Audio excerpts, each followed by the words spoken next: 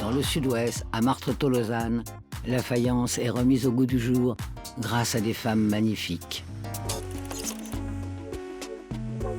Martres-Tolosane, c'est le nom d'un petit village circulaire fortifié datant du XIIIe siècle et situé à environ 45 minutes de Toulouse.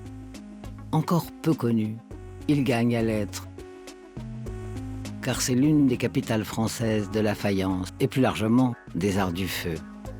La faïence, la porcelaine, le grès et la poterie font partie de la grande famille de la céramique.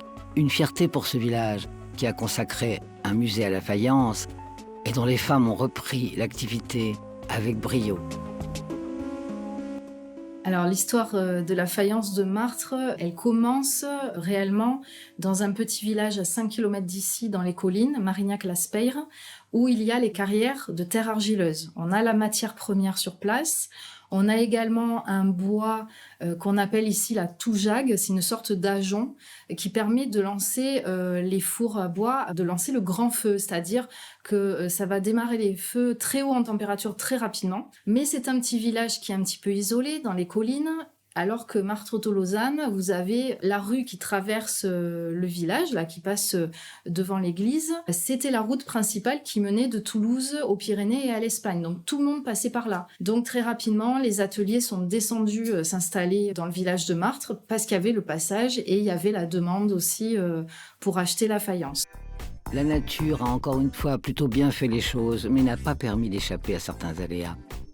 Alors à l'époque du XVIIIe siècle, ça a commencé à Martres-Tolosane. Les ateliers se sont développés petit à petit. La période où ça a été le plus faste, on peut dire que ça a été plutôt 19e et début 20e. Là, il faut imaginer qu'il y avait à peu près 10 ateliers de faïence dans le village. Ça faisait vivre environ une centaine de personnes quand même dans ce petit village. Puis petit à petit, au XXe siècle, avec le développement des magasins, des grandes surfaces, etc., on pouvait acheter de la vaisselle moins chère dans des magasins, donc petit à petit la demande a baissé. Donc c'est sûr qu'aujourd'hui il y a beaucoup moins d'ateliers qu'à l'époque, Il reste 4 ateliers qui fabriquent à Martres-Tolosane, sachant qu'aujourd'hui elles sont seules par atelier. Alors j'ai dit elles puisque ce ne sont que des femmes, alors qu'avant les ateliers il y avait une bonne trentaine de personnes qui travaillaient par atelier, chacun avait sa tâche. Aujourd'hui la faïencière fait tout de A à Z.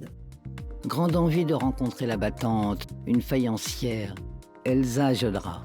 Elle a repris l'atelier de son père, il y a maintenant plusieurs années, et s'attache à sauvegarder, à se battre pour ce patrimoine local, avec un savoir-faire au sommet.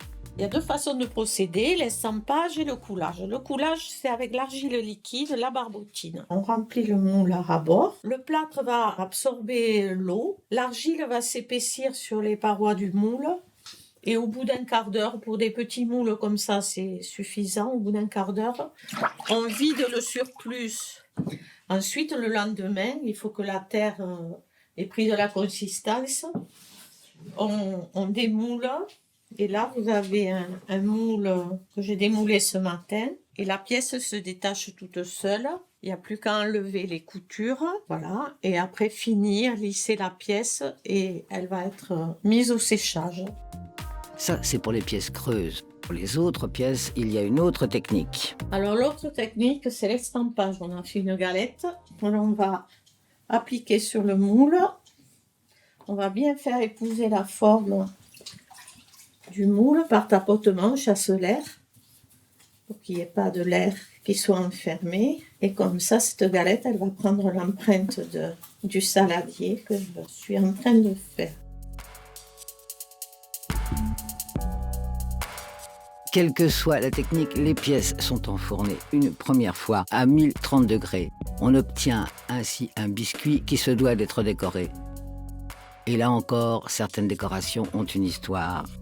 Il y a eu beaucoup de décors à Martres, les uns plus connus que les autres. Et effectivement, il y a ce fameux ibis qui a traversé l'histoire et que l'on fait encore à Martres, qui est devenu emblématique des décors de Martres. Donc là, j'ai commencé à tracer un de ces fameux ibis.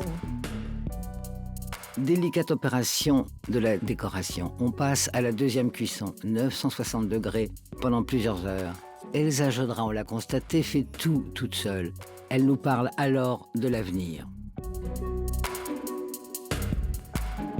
Alors, la transmission, oui, il y a quand même un engouement. Le problème, moi, c'est que je suis seule dans mon atelier et c'est difficile de recevoir des stagiaires pendant longtemps. Il y a une demande, par exemple, le lycée de Caser fait une section céramique, mais leur demande de stage est très longue. 2 mois, pour moi, c'est beaucoup. Il faudrait qu'à Caser, d'ailleurs, je fais passer le message, les stages soient plus courts et alors là, peut-être j'envisagerais de faire quelque chose.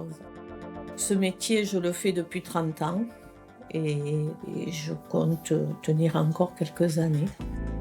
Bien sûr, dans son cas, c'est toujours la passion qui aura le dernier mot. Il en est de même pour Dorine Cavagnal, au prénom Florent Bronson-Molière. Elle fait également de la faïence, mais elle est avant tout plasticienne céramiste. Elle nous explique la différence entre faïence, grès et porcelaine, et voilà qui est bon. Il y a 3 familles de terre, la faïence, le grès et la porcelaine. Dans la faïence basse température, elle reste poreuse, donc c'est pour ça qu'il faut la revêtir d'un émail. Après, il y a le grès et la porcelaine, vous n'êtes pas obligé de la revêtir d'un émail. Après, on peut aussi, justement, pouvoir voir le contraste qu'il y a entre la terre brute et l'émail, c'est ça intéressant. Alors, démonstration, un vase en grès réalisé avec la technique du tournage.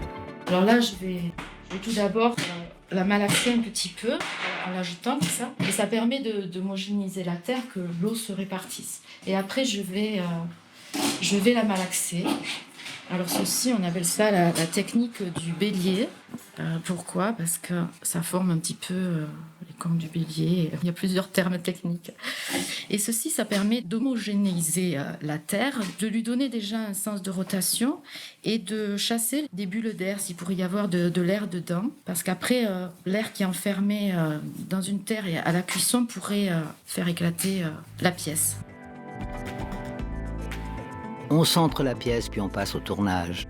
Une fois la pièce finie, il faut la laisser sécher, perdre son eau, avant de passer à la cuisson haute température, 1280 degrés, pendant plusieurs heures.